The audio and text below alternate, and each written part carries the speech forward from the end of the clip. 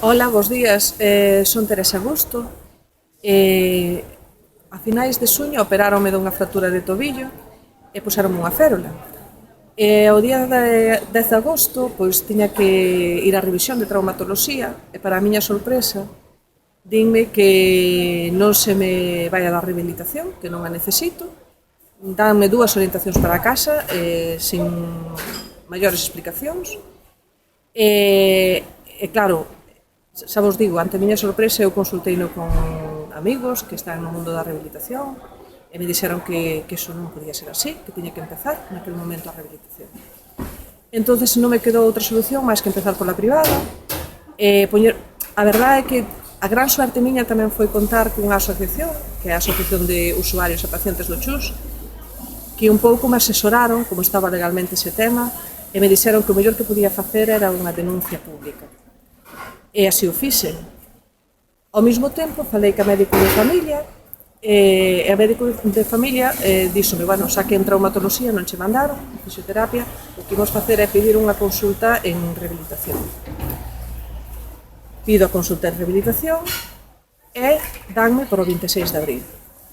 Iso que Do ano que ven. Do ano que ven, do ano 2016. Iso que supón que penso eu que se estou sin rehabilitación hasta o 26 de abril do ano que ven, ou ben ando xa perfectamente, non moi ben, porque non tuve apoio ou a axuda profesional, ou non sei como estaría en ese momento.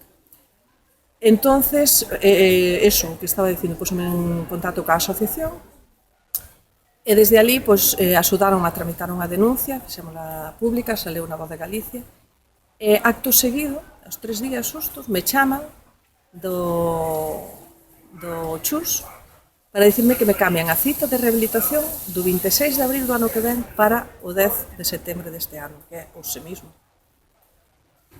E acabo de salir da consulta de rehabilitación e me din que gracias a ir pola privada, pois estou perfectamente, que xa podo seguir ca rehabilitación eu sola en casa, e que me dan toda a razón no sentido en que o 10 de agosto xa me tiñan que haber mandado, cousa que non se fixo.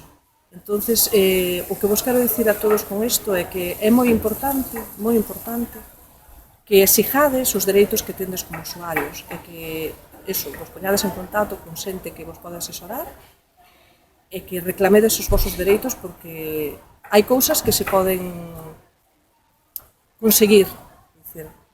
O que non pode ser é que nós teñamos que pagar por unha parte unha seguridade social que non nos está cubrindo de forma pública e que teñamos que recorrer a recursos privados para poder conseguir os objetivos de saúde. Moitas gracias.